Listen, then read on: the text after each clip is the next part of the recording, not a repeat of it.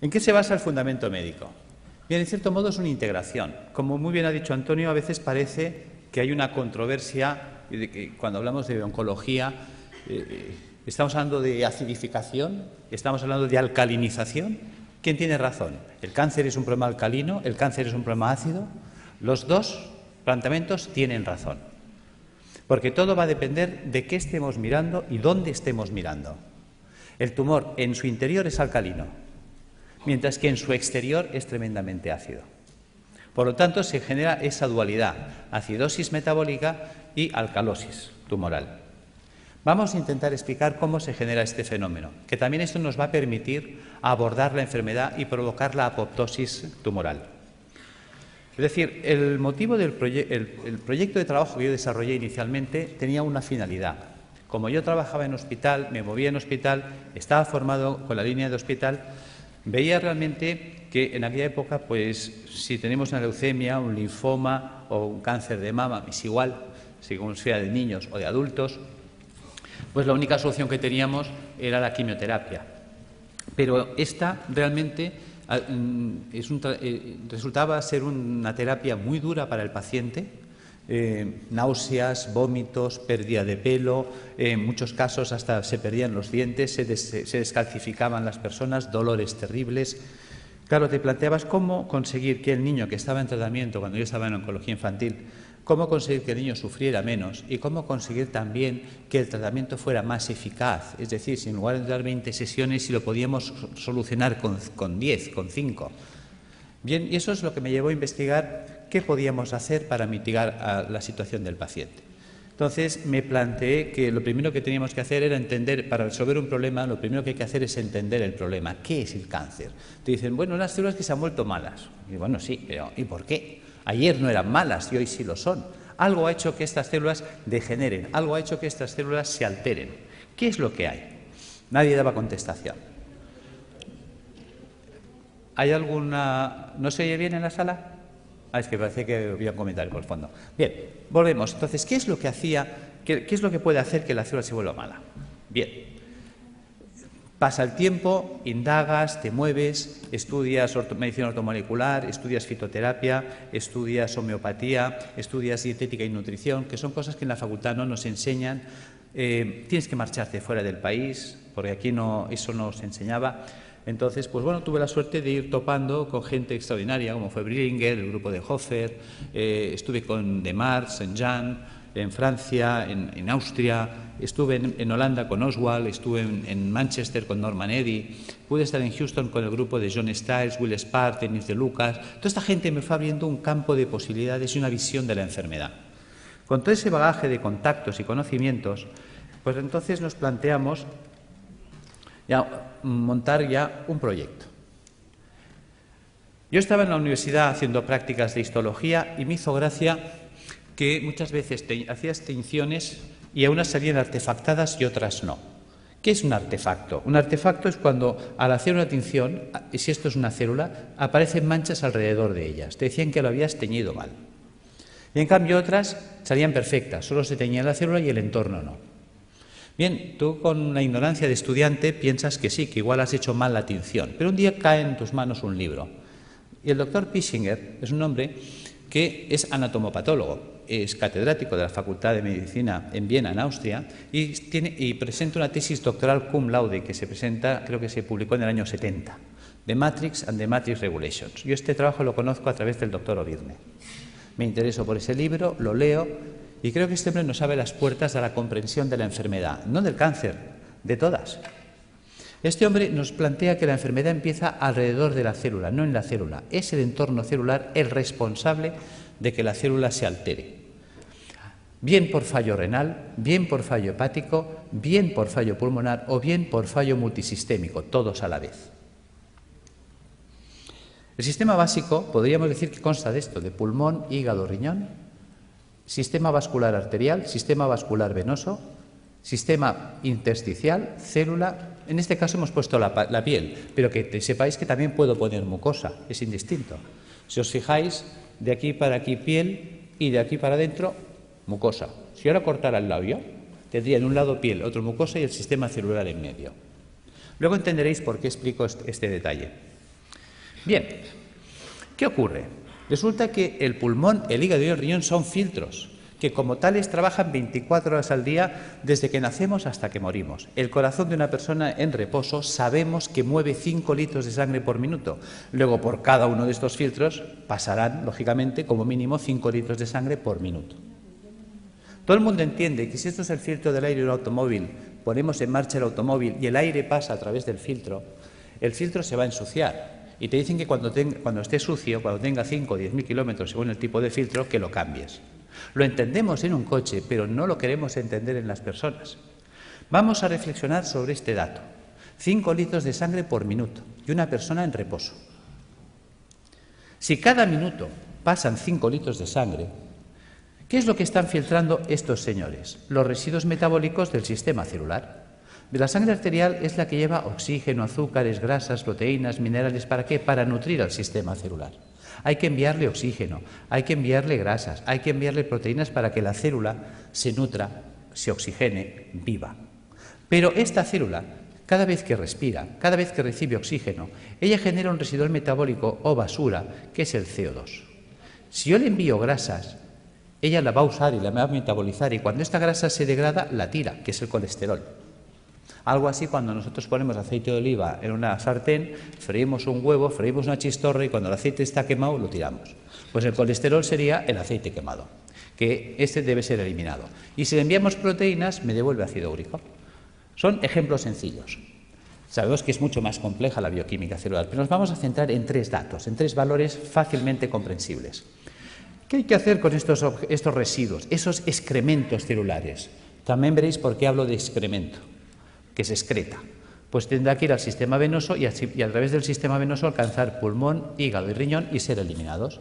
Fácil es entender que si la célula genera 3 bolsas de basura y eliminamos 3 bolsas de basura, no hay problema.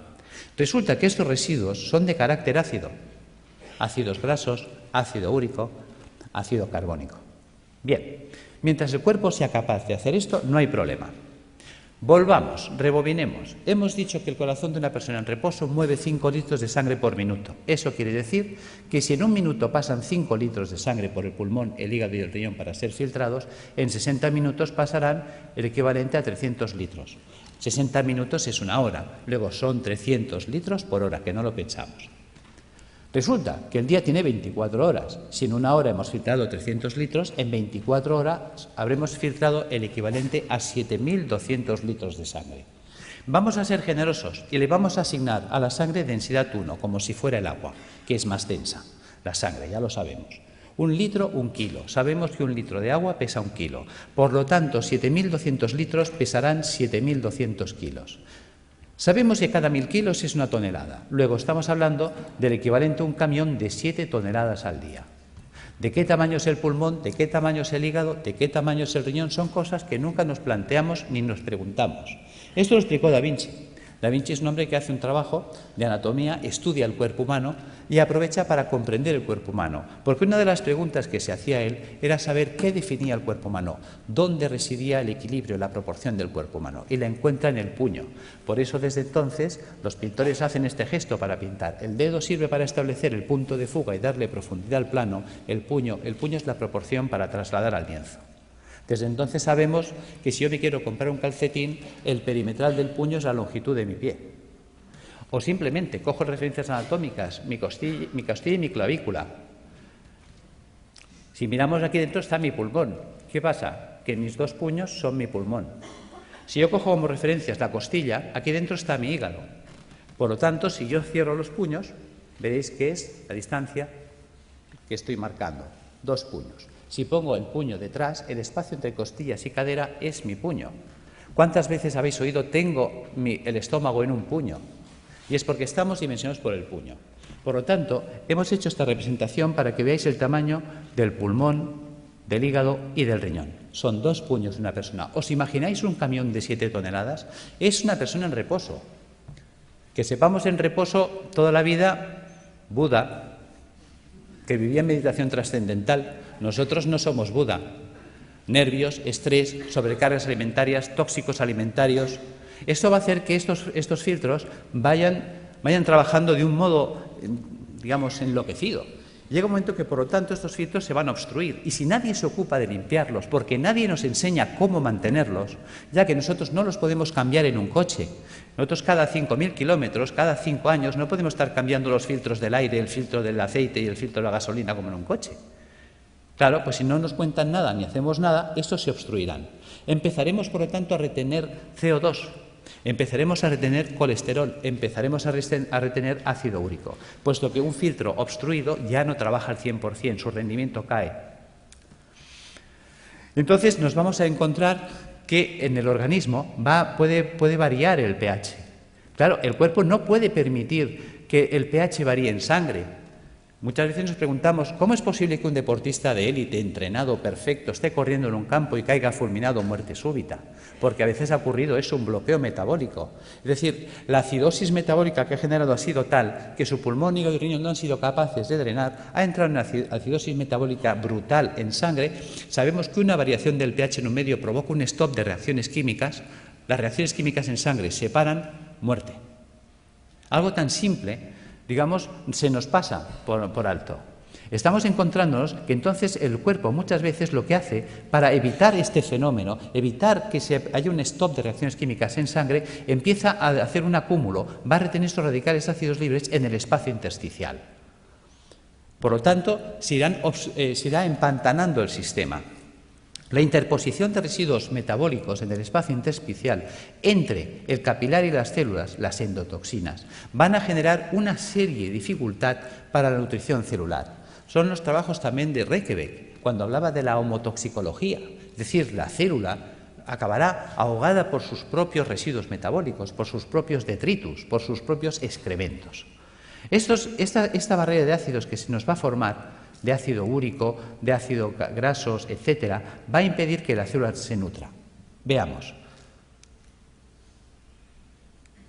¿Veis la diferencia de imágenes? Es decir, la célula sana vive, digamos, flotando. El 70% del cuerpo es agua. Fijaros que eso es lo que llamaríamos el plasma intersticial. Ella tiene que vivir en una piscina de agua cristalina y transparente.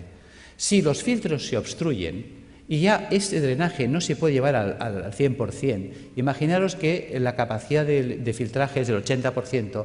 Quiere decir que el 80% del carbónico, el 80% de los ácidos grasos, el 80% del ácido úrico se eliminará, pero el 20% se quedará parte atascado en los filtros, parte en sangre y parte se empezará a acumular en el espacio intersticial. Si esto se va llevando en el tiempo hacia adelante, acabará ocurriendo esto.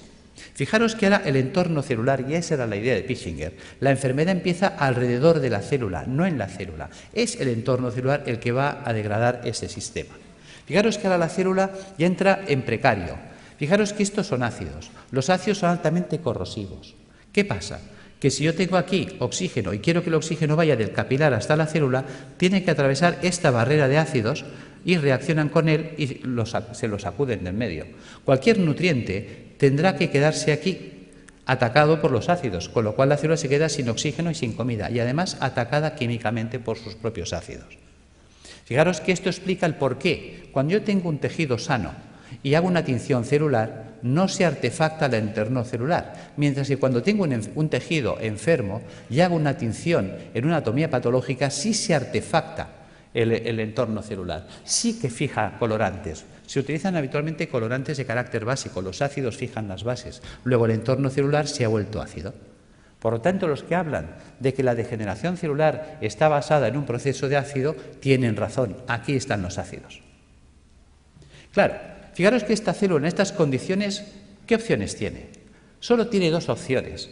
Sin oxígeno, sin comida y atacada químicamente por los ácidos, opción 1, morir, por falta de oxígeno, quemadas químicamente por los radicales acumulados a su alrededor.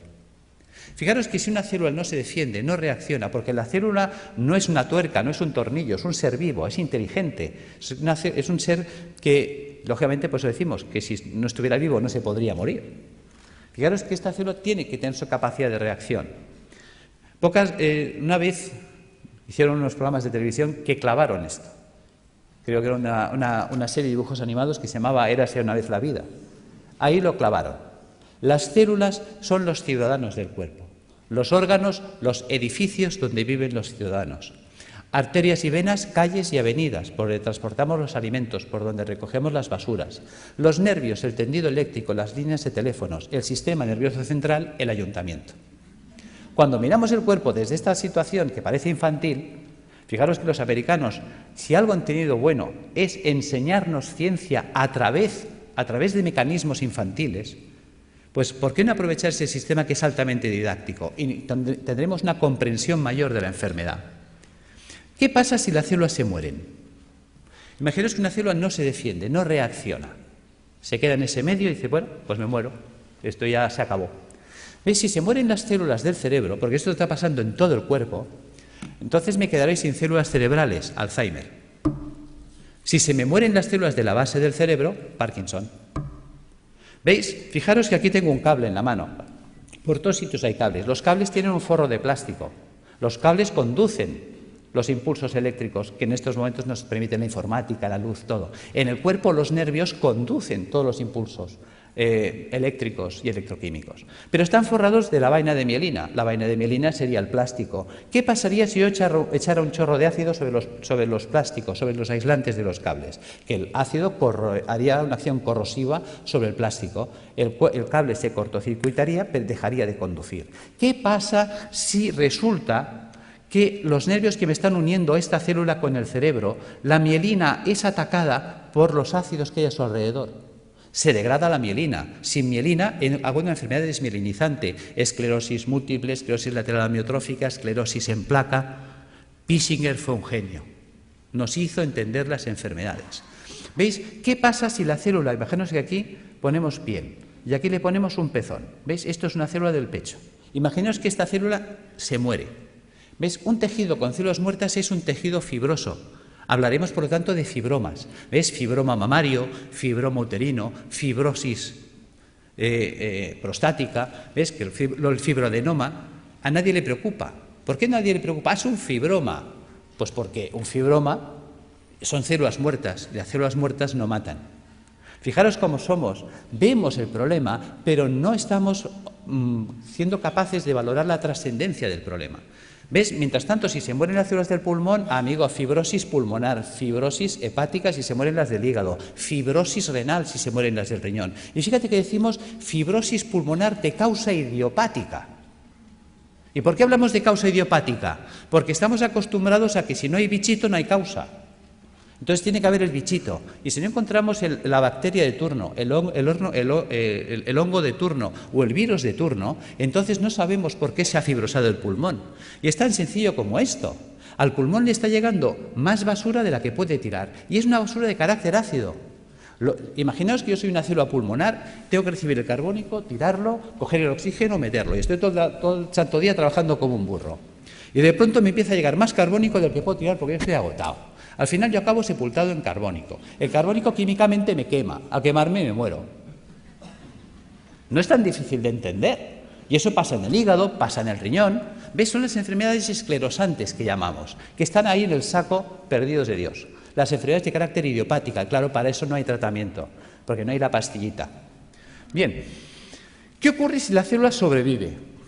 ¿Ves? La célula decide no morirse, va a luchar. Hay células que se rebelan. Yo soy un superviviente, yo voy a luchar. ¿Cómo lo hace? Hay 4 mecanismos. Uno, hacer un globo de agua. Voy a retener agua y me voy a envolver en agua. Me monto mi mini piscina. Vale. ¿Ves? Estoy desplazando los ácidos, mantengo un canal de comunicación con el sistema celular, con el capilar arterial, y recibo nutrición y tiro la basura fuera. ¿Veis? Fíjate que en el sistema celular del cuerpo funciona el dime tú qué sabes. O lo que hacemos todos en un examen cuando nos hace una pregunta y no sabemos. Miramos al de al lado. Oye, ¿tú qué haces? Dice, yo me echo un globo de agua. Dice, vale, yo te me hago otro. Y la de al lado me copia. Y se empiezan a copiar todas las células. Si todas las células empiezan a retener un globo de agua, es esa persona que empieza a engordar, y ya puede hacer dietas que no adelgaza. ¿Ves? Hay gente que dice, es que yo he ido a una clínica carísima, me han cobrado 6.000 euros, me han tenido 5 días a agua y he engordado.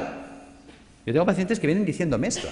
Yo, claro, porque tu cuerpo se está defendiendo de la acidosis metabólica reteniendo el agua. Y el agua, aunque sea calorías cero, el agua pesa. Y si esa persona retiene el agua, se la queda, aumenta de peso. ¿Veis? Este es el tema. Opción 2, tamponar. ¿Qué es tamponar? Tamponar es convertir un ácido en una sal. ¿Veis? Fijaros, por ejemplo, aquí tenemos una imagen de un hueso y una imagen de un hueso pues ya osteoporótico, lleno de agujeros, parece un queso gruyère. ¿Veis? Yo tengo ácido clorhídrico, que es un ácido terrible. Yo podía hacerlo reaccionar con hidróxido sódico. Con el OH del hidróxido sódico y el hidrógeno, el hidrogenión del clorhídrico, puedo formar H2O. Y con el cloro y el sodio, cloruro sódico. ¿Veis? He convertido el ácido clorhídrico en cloruro sódico. Fijaros que si yo tengo una jarrita de ácido clorhídrico y dejo caer un chorrito en la mano, tal como cae el chorrito, me perfora la mano más rápida que un Black & Decker. Lo sabéis. Es terriblemente corrosivo. Mientras que yo puedo coger la sal, el cloruro sódico a puñados y soltarlo y no pasa nada. Por lo tanto, el cuerpo hace lo mismo. Quitarle a Juan para darle a Pedro. Cuando un tejido vital entra en compromiso, ¿qué hace el cuerpo? Sacrifica una estructura para mantener viva otra. Entonces, si yo tengo ácido úrico en el espacio intersticial, ¿qué puedo hacer? Pues empezar a robar minerales de los huesos. Si tengo ácido úrico, formaré urato sódico. Si tengo ácido palmítico, palmitato sódico. Si tengo ácido carbónico, carbonato cálcico. ¿De dónde puedo robar calcio y sodio? De los huesos.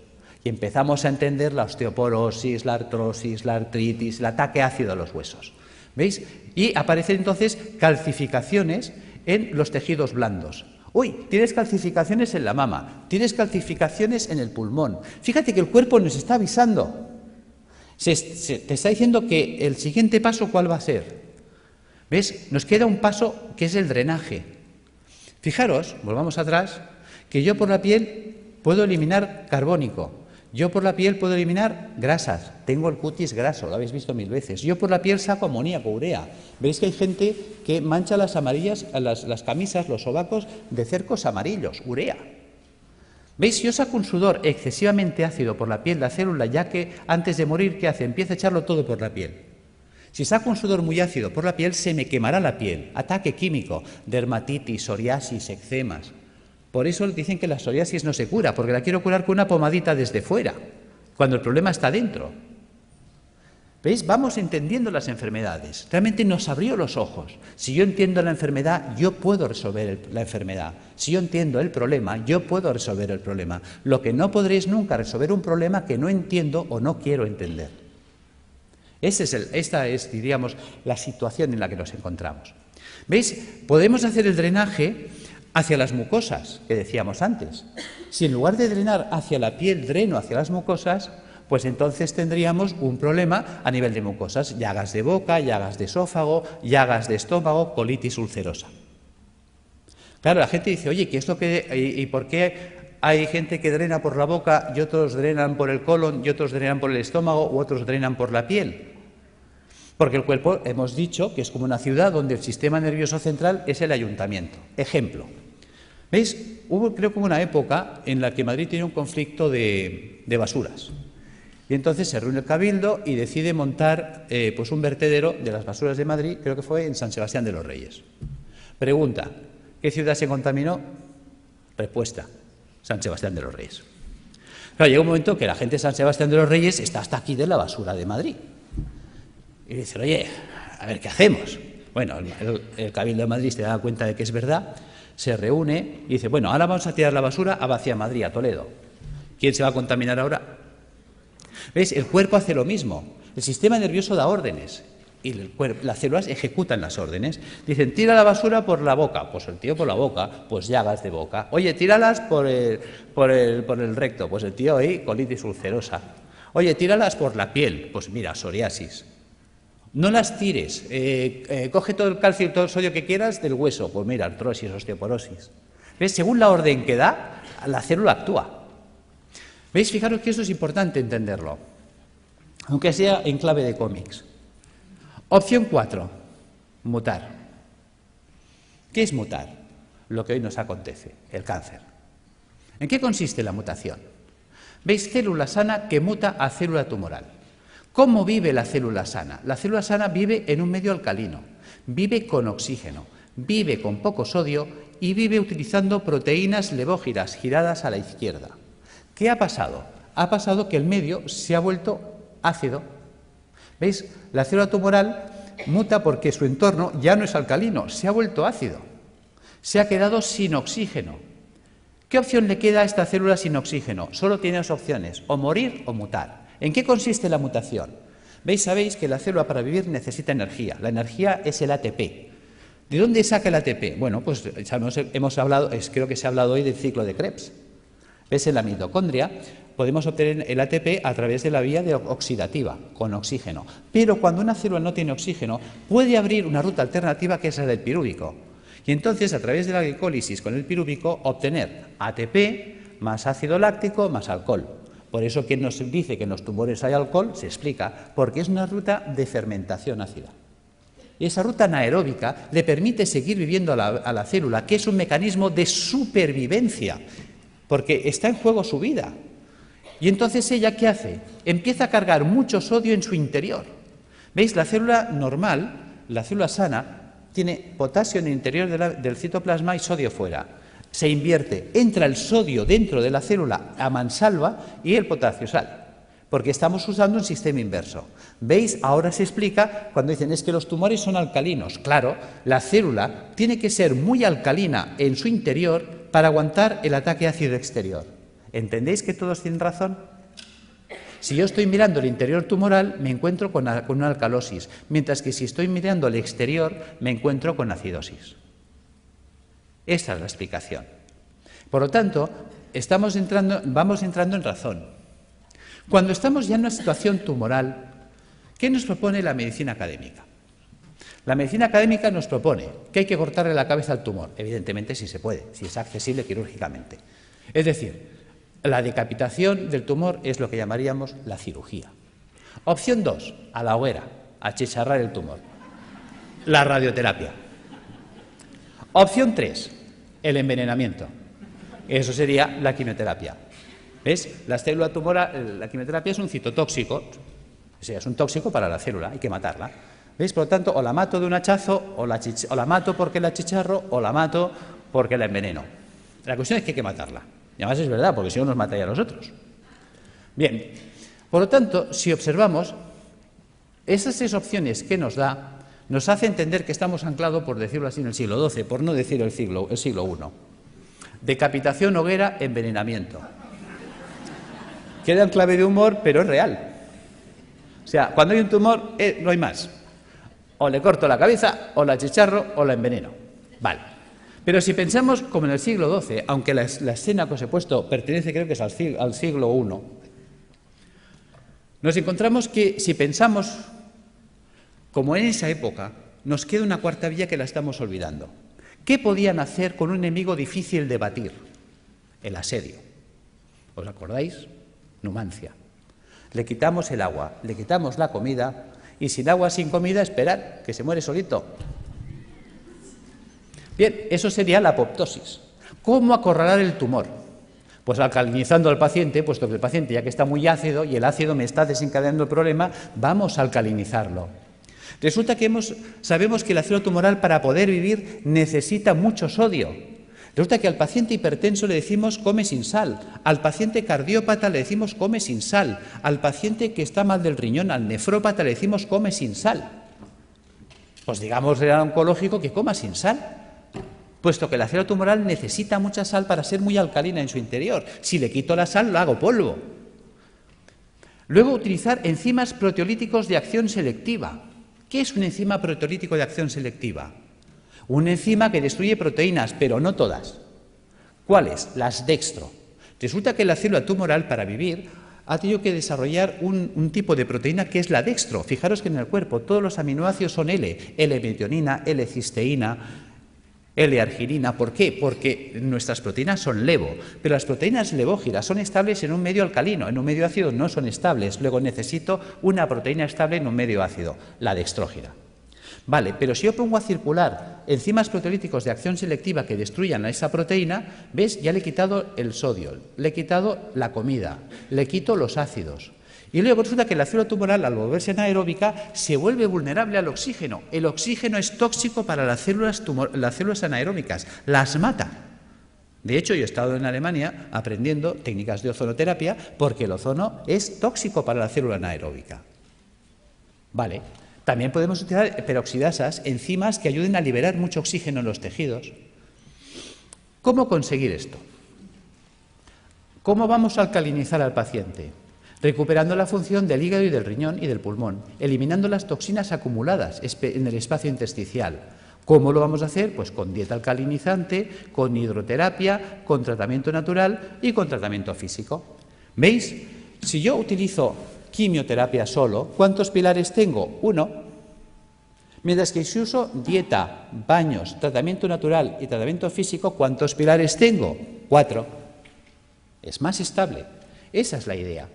Que entendamos qué es la dieta, que nunca se nos habla de ella, qué es la hidroterapia, la gran olvidada. Hasta se me ha llegado a decir que esto no es científico. Y me lo han dicho médicos, esto de los balnearios, esto no es científico. Y resulta que existe en la Universidad Complutense una cátedra de hidroterapia médica, de hidrología médica. O sea, ni siquiera sabemos lo que tenemos en nuestras propias universidades. Y es de las mejores cátedras que hay en Europa. Cuando te mueves fuera, te hablan, oh, la doctora Bacaicoa. ¿Y tú quién es la doctora Bacaicoa? Hasta tienes que empezar a buscar y pues dices, san Dios, tengo que conocer a esta mujer. Cuando me cae el libro, y también, digamos, es un libro que he escrito, ahora no recuerdo el otro autor, que también es un profesor emérito, dices, por Dios, empiezas a tirar del libro y dices, ¿y por qué me han ocultado que existe esto a mí? Bien, seguimos. ¿Qué es esto de las plantas y qué es esto del tratamiento físico? Vamos a entrar ahí. ¿Por qué dieta? Muy importante. La dieta cárnica es acidificante de la orina. Si yo me como carne, mañana estoy haciendo pis de carácter ácido. Mientras que si yo como vegetariano, mañana estoy haciendo pis de carácter alcalino. ¿Qué quiere decir esto? Que la dieta vegetariana me alcaliniza. Vale. Por tanto, vamos a hacer dietas vegetarianas. ¿Veis? Un filtro sucio no es un filtro roto. Un filtro sucio se puede lavar. ¿Y con qué se lavan las cosas? Con agua. A veces tan simple que es no nos lo podemos creer. Resulta que el 95% de la fruta y la verdura es agua. Con la dieta vegetariana se lavan los filtros. ¿Veis? Ensalada, bistec y fruta. Quito el bistec. ¿Qué me queda? Ensalada y fruta. ¿Veis? ¿Os suena los viernes no comer carne? Claro que os suena. Que la gente dice, uy, eso es cosa de curas. Claro, y la palabra cura viene de curar. Mens sana in corpore sano.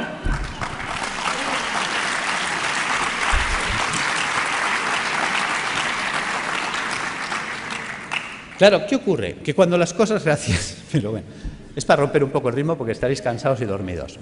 Claro, ¿qué ocurre? Claro, la gente lo relaciona con los curas, pero con la parte mística. Claro, la gente dice, ¿y esto de dónde lo han sacado los curas? Vas tirando del libro y los curas lo sacaron de un médico, Galeno. ¿Ves? Yo me acuerdo cuando empecé la carrera de medicina, fue la época que se rompieron los números clausus y entraron 3.000 personas a la universidad. Dijeron, ¡hala! Puertas abiertas, que entre todo el mundo y que sea un curso selectivo. Y estábamos 3.000 en primero de carrera. Y entonces había una asignatura opcional, optativa, que se llamaba Historia de la Medicina. ¿Sabéis cuántos se apuntaron a esa asignatura de los 3.000 que estábamos en primero? Nadie más. Con lo cual me fue genial, porque tuve un catedrático, clases particulares para mí solo. Y ese hombre, que fue el doctor Felipe Cid, al cual le tengo un recuerdo maravilloso, me dijo, te voy a citar una frase de Napoleón para empezar tu formación en Historia de la Medicina. Hay de aquel pueblo que olvida su historia porque está condenada a repetirla. Tenía razón. Y luego me citó otra frase de Oppenheimer. Decía, solo tiene futuro aquel que investiga en el pasado, porque investigando en el pasado se puede redescubrir el futuro. Tiene miga. No dijo descubrir, dijo redescubrir. ¿Veis? Nuestros abuelos nos decían, está todo inventado. Y era verdad. ¿Por qué me remito a Galeno? Galeno fue aquel médico que dijo, vale más prevenir que curar. ¿Cómo llega a esa conclusión Galeno? Porque Galeno fue el médico de los 3 nos. ¿Ves? En la época de Galeno te inscribías en la facultad, por decirlo así, el 15 de septiembre y el 30 de septiembre ya eras médico. Ya está. Y como la ignorancia es atrevida, ¡hala! Todos a ejercer. Claro, también hay que saber que en aquella época, con que supieras si el paciente hacía de vientre negro, qué malo. Si hacía rojo, mira, a lo mejor puede ser un hemorroide, ¿no? Si vomitaba verde, tranquilo. Como vomitara rojo, aburem, ¿no? Y si se vomitaba negro, dalo por muerto. Ya está, ya eres médico. O sea, porque claro, no había nada. ¿Cuáles son los 3 grandes nos de Galeno? Él sale, se sienta, como hombre sabio que fue, y por eso nos acordamos de él, y dice, Primero, no sé medicina. Con lo que me han enseñado no sé nada. Segundo, no tengo medicamentos. No existían, los inventó él. Tercer, no. Si no sé medicina y no tengo medicamentos, no puedo curar. Obvio. Claro, ¿qué hace Galeno? A Galeno le enseñan la medicina hipocrática. Hipócrates había dicho otra cosa. Hipócrates dijo que tus alimentos sean tus medicamentos, que tus medicamentos sean tus alimentos. Y se queda tan pancho. ¿Por qué dice esto? Porque él observa cosas curiosas. En aquella época la gente vivía muy asilvestrada. Todos vivíamos en el campo, muy silvestres. Y encima vivíamos con vacas y ovejas y realmente el ser humano tiende a copiar y a hacer lo que hacen los demás animales. ¿Ves? Que además es curioso, tiene relación con la historia de la medicina y la historia del medicamento.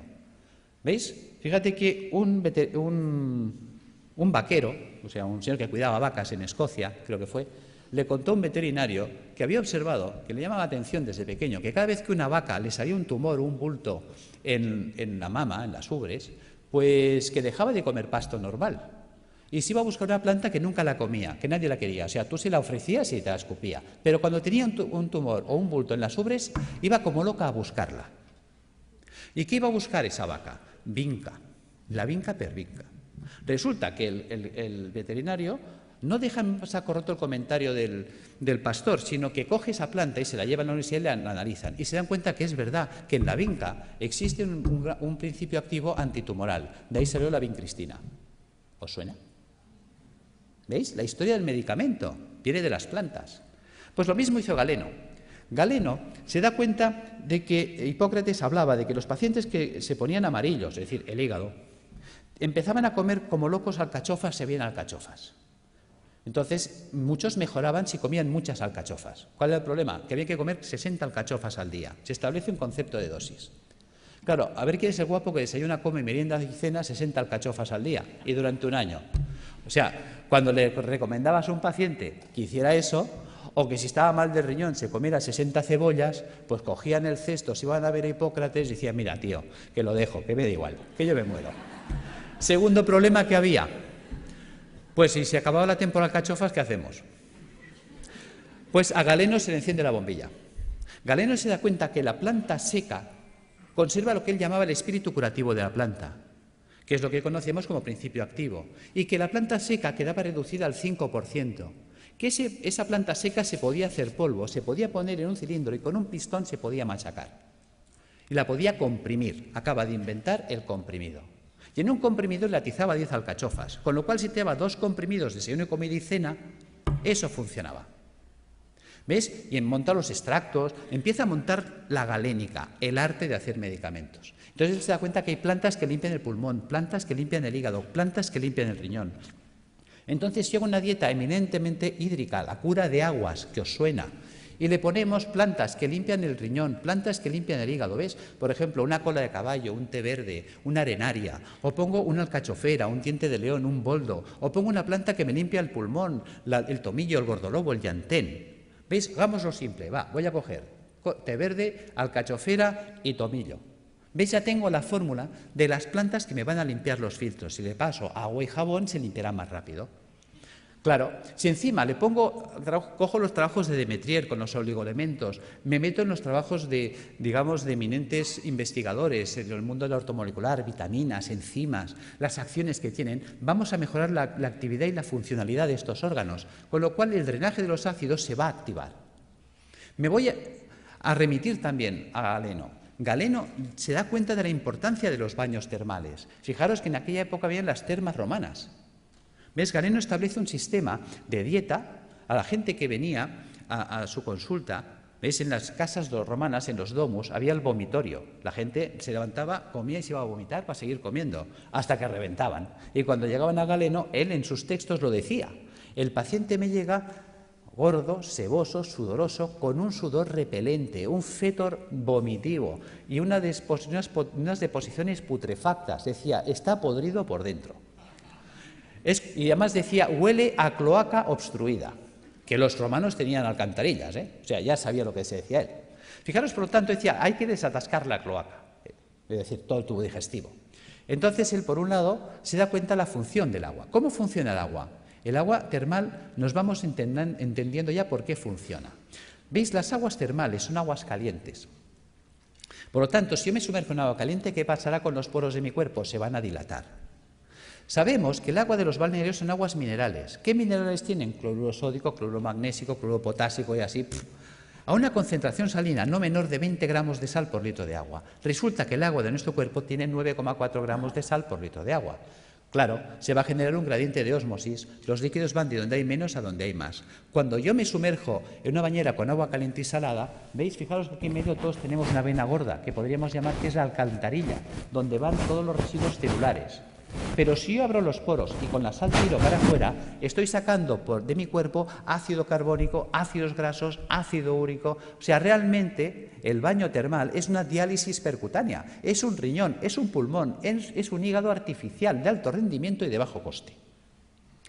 Con el tiempo, lo que era del pueblo, porque fijaros que era la época de la res pública, la cosa pública, la época romana en la que vivía Galeno, por lo tanto eran los baños públicos, las termas romanas, con el tiempo los baños pasaron a la aristocracia. Vale. Pero como todo se recicla, con el tiempo el baño que estuvo en la aristocracia volvió al pueblo. Y volvió simplemente por un tema de avaricia. Fijaros que un balneario pues vale, por ejemplo, uno baratito, hoy en día vale 120 euros al día. Quiere decir que un tratamiento de 30 días nos costaría 3.600 euros y estabilizar a un paciente oncológico 10 meses, 36.000 euros. ¿Quién se puede pagar esto? Un rico. ¿Pero qué es un rico? Pensemos. Y no me digáis que es un tío con pasta porque es falso.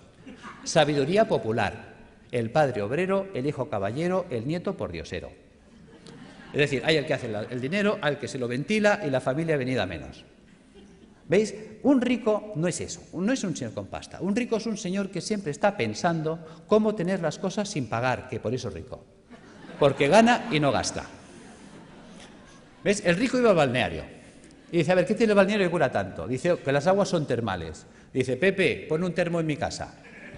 ¿Ves? Si yo caliento, lo hago en un termo, el agua que sale del termo es termal. ¿Qué más necesito? Dice, es que esto, una bañera. Pues Pepe, pon una bañera. ¿Qué más pasa? Oh, es que el agua son minerales. Jacinto, tú que eres químico. A ver, ¿qué tiene el agua que cura tanto? Jacinto que analiza y dice, oh, es que el agua tiene minerales. ¿Cuáles? Cloruro sódico, cloruro magnésico, cloruro potásico. Joder, esto es sal de cocina, ¿no? Sí, pues échale sal al baño. ¿Cuántas veces habéis oído sales de baño? Pero ¿cuántas veces os habéis preguntado por qué hay que echarle sal al baño? ¿Cuánta sal tengo? Uy, perdón. ¿Cuánta sal tengo que echar al baño? ¿Para qué tengo que echar al baño? ¿Ves? Nunca nos preguntamos. Somos poco curiosos. Resulta que Jacinto, que era químico, le dice, es que tiene 20 gramos de sal por litro de agua. Claro, el tío que está acostumbrado a hacer números dice, pues que me haga una bañera que llena hasta la mitad cubique 100 litros. Las bañeras estándar de casa, llenadas hasta la mitad, cubican 100 litros de agua. Dice, ¿y eso? ¿Y por qué hasta la mitad? Hombre, hasta la mitad porque por el principio de Arquímedes, cuando yo me meto en la bañera, el nivel del agua sube. Luego dejo un espacio o a fregar. Bien. ¿Por qué 100 litros? ¿Cómo sé que en mi bañera tengo 20 gramos de sal por litro de agua? Echando 2 kilos de sal. ¿Ves? 2 kilos son 2.000 gramos. 2.000 gramos en 100, tacho 2 ceros. Tacho 2 ceros, 20:1. Ya tengo la concentración salina. ¿Qué vale un kilo de sal? El otro día lo compré en el Capravo, mientras no nos suban el IVA, a 15 céntimos el kilo. Luego 2 kilos, 30 céntimos. 30 céntimos por 30 días, 9 euros. Y en casa. Yo tengo pacientes que me llegan desesperados, y no por falta de razón. Me dicen, estoy en insuficiencia renal crónica desde hace 10 años. Ya he entrado en lista de trasplante, no aparece el trasplante y vienen hechos una pena, pobrecitos. La diálisis ya no da de sí y como no aparezca un riñón en 6 meses, yo no salgo adelante. Simplemente por decirle, ponte en la bañera con 2 kilos de sal cada día, a los 15 días ese hombre está alucinado de cómo tiene sus análisis, porque está haciendo una diálisis diaria. Está sacando ácido úrico por los poros, por ósmosis. Ósmosis percutánea. No pensamos el poder de la bañera. Ahora la gente está quitando las bañeras y abriendo los balnearios.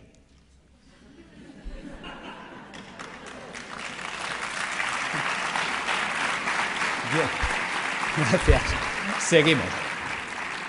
Ya entendemos para qué la bañera, ya entendemos para qué una dieta hídrica. Hay mucha gente que me dice, Alberto, ¿hay que ser entonces vegetariano? No, tampoco. Y a ver, cuéntame esto, si me dices que la dieta vegetariana es buena. Bueno, es que una cosa es que la dieta vegetariana sea buena y otra cosa es que tengamos que ser vegetarianos. ¿Ves? Una vaca es vegetariana. ¿Por qué? Ella solo come vegetales. ¿Por qué? Porque puede. La vaca tiene 4 estómagos, panza, bonete, lebrillo y cuajar. La vaca puede hacer 4 digestiones al mundo vegetal. Por eso la vaca consigue el 100% de los nutrientes del mundo vegetal. ¿Cuántos estómagos tenemos nosotros? Nosotros tenemos un estómago. No podemos ser vaca. Nos falta tecnología digestiva. Es así de sencillo. ¿Ves? Hay gente que dice que yo sí, puede sobrevivir, porque el cuerpo está adaptado a sobrevivir, pero no a vivir. ¿Ves? Hay herbívoros, hay omnívoros y hay carnívoros. Nosotros somos omnívoros. Pero eso no quiere decir que nos venga bien un día a la semana limpiar. Fijaros, los reyes inventaron la bula para comer carne los viernes. Los reyes no lavaban los filtros. Pregunta, ¿de qué se morían los reyes? Los reyes se morían de gota, de ácido úrico. ¿Ves? Los ácidos son los que nos matan. Si a mí se me tapa el riñón, yo no podré eliminar el ácido úrico. El ácido úrico me va a corroer los huesos, un dolor terrible, y me va a corroer el sistema arterial por dentro y venoso. Al final me muero de una hemorragia urémica. Fijaros, perforación de las arterias, muerte. Si a mí se me tapa el hígado, no podré eliminar el colesterol. Si no puedo eliminar el colesterol, se me acumulan las arterias, se taponan, infarto, muerto. Si a mí se me tapa el pulmón, no podré eliminar el CO2. El CO2 se me acumula, ya sabéis, es citotóxico, muerto. Los ácidos nos matan. Tan sencillo como esto. Entonces, si añadimos esto a la dieta hiposódica, que ¿cómo afecta esta dieta a la célula tumoral? La célula tumoral necesita mucho sodio para alcalinizar su citoplasma y poder así contrarrestar el ataque ácido externo. Si se queda sin sodio, no puede hacerlo. Y entonces el propio ataque ácido también la puede matar. ¿Cómo matar de hambre a la célula tumoral? Utilizando enzimas proteolíticos de acción selectiva que destruyen solo proteínas extrógenas. Ese fue el pecado de Chacón, encontrar enzimas que destruyen esas proteínas y mata de hambre a la célula, que es inocuo para el sistema, puesto que solo destruye proteínas dextrógenas que solo afecta a la colonia de células tumorales. La célula sana que no ha mutado, como ella sigue tirando de proteínas levógenas, a ella no se entera, no le afecta. ¿Cómo hiperoxigenar los tejidos? El simple drenaje de toxinas, por el simple drenaje de las toxinas, hará que llegue oxígeno a los tejidos. La ozonoterapia, habéis visto unos muy buenos resultados. Y suministrando al paciente enzimas hiperoxidasas, que también van a mejorar muchísimo. Y aquí están los trabajos con el peróxido de finiglioxal, que en su día funcionó, de don Gregorio Ramón Cebrián, creo que se llamaba, el doctor Javier López Garcés, hicieron unos trabajos extraordinarios con las peroxidasas. Y yo las uso, funcionan muy bien. Tratamientos físicos, claro que sí, la acupuntura, la osteopatía, la quiropraxia, la magnetoterapia, todo esto nos va a ayudar a reequilibrar todos los sistemas bioenergéticos del cuerpo. ¿Qué ha pasado con toda esa acción que hemos desarrollado? Pues que la célula tumoral, su entorno ya no es ácido. A la célula tumoral le llega oxígeno, que es tóxico para las células anaeróbicas o tumorales. Se queda sin sodio y se queda sin proteínas dextrógenas. Traducido, la célula sana conserva íntegra toda su ruta metabólica, todo lo que ella necesita para vivir, mientras que la tumoral se la hemos quitado. Algo así como si yo tengo una célula que se ha adaptado a vivir en agua dulce, un pez que se ha adaptado a vivir en el agua dulce, y cojo ese pez y lo pongo en el mar otra vez. Ese pez de río en el mar se va a morir, aunque esté en agua, porque el agua es distinta. No es su ecosistema. Nos estamos cargando directamente el ecosistema de la célula tumoral, y eso nos conduce a la apoptosis. Sin sodio, sin proteínas extrógenas, sin ácidos y con oxígeno en el medio, la célula tumoral no puede vivir. Fijaros que yo puedo alcalinizar con bicarbonato sódico, claro que sí. Que podemos estar debatiendo si es un hongo el que desencadena el sistema o es un sistema que se ha acidificado y ha generado las condiciones para que esto suceda. Yo me inclino por lo segundo. ¿Veis? Fijaros, vamos a pasar estas dos imágenes. Las imágenes hablan por sí solas. ¿Veis? La célula normal tiene que vivir en una piscina de agua cristalina y transparente.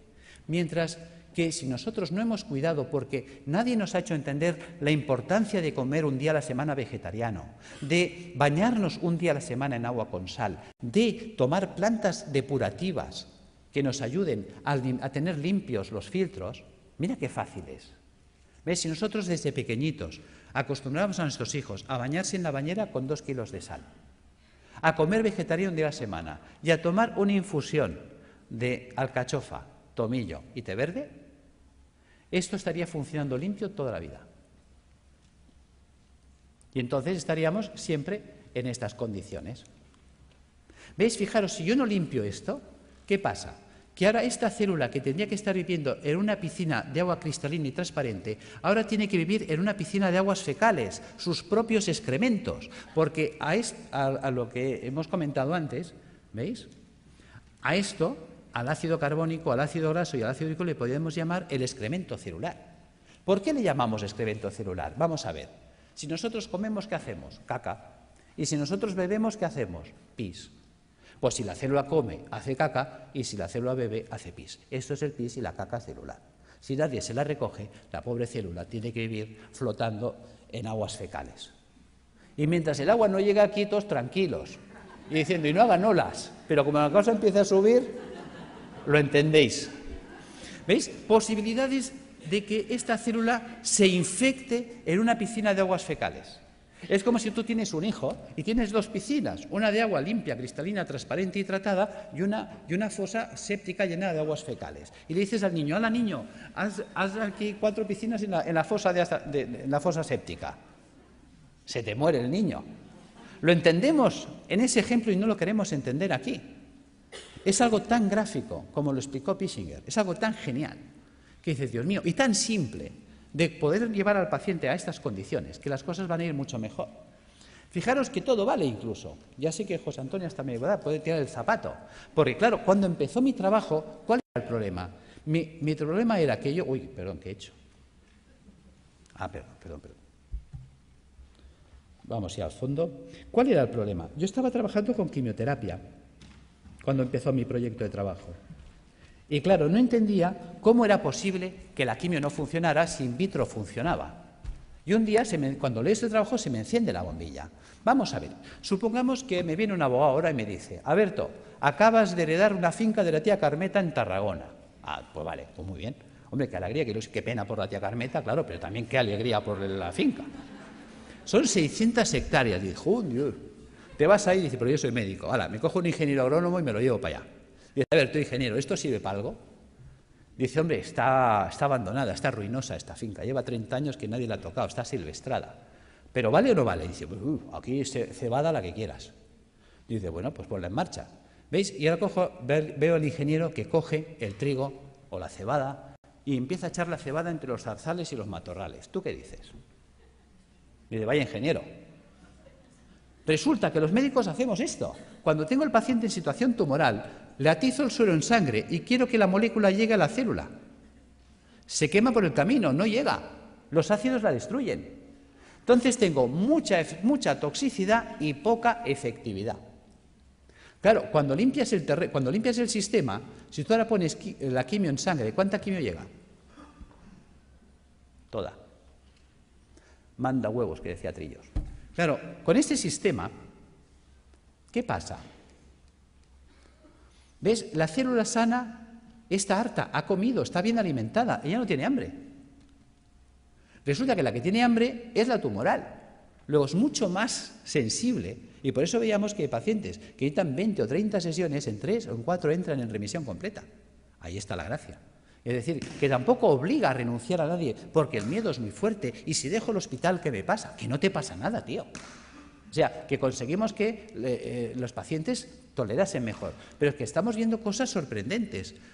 Yo ahora he estado en Calcuta con los doctores Banerjee y el año pasado estuve con ellos en la Facultad de Medicina y me interesé muchísimo por sus trabajos. Llevo 20 años trabajando con la homeopatía y yo la utilizaba como para tratar el terreno, para desintoxicar el sistema, que son los trabajos de Reykjavik, que todo eso me ha ido muy bien.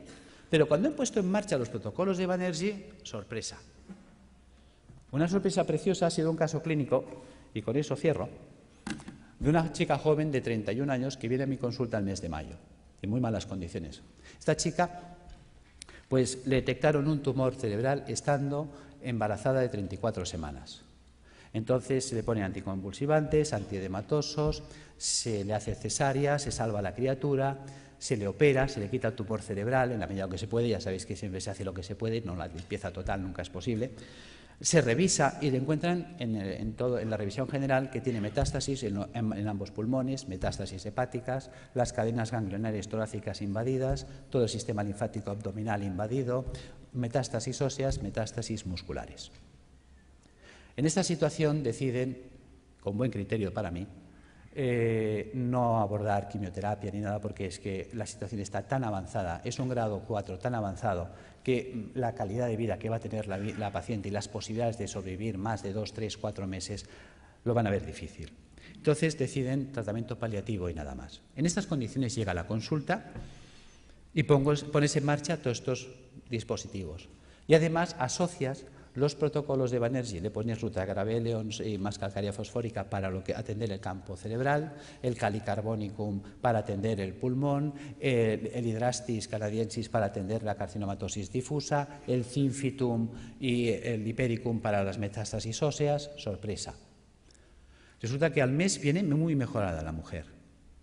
En el mes de julio se le pide pruebas y se las hacen el 13 de julio. Y en el 13 de julio le observan, después de 2 meses y medio de tratamiento, que las metástasis pulmonares habían desaparecido, las metástasis hepáticas desaparecidas, las lesiones ganglionares en remisión completa, la lesión tumoral ni rastro cerebral desaparecida y las lesiones metastásicas de huesos y de músculos reducidas en un 50%. Esta mujer la volvemos a ver en septiembre, el estado general actual es increíble. Realmente está evolucionando muy bien. Ha sido catalogada de remisión espontánea. Y decimos...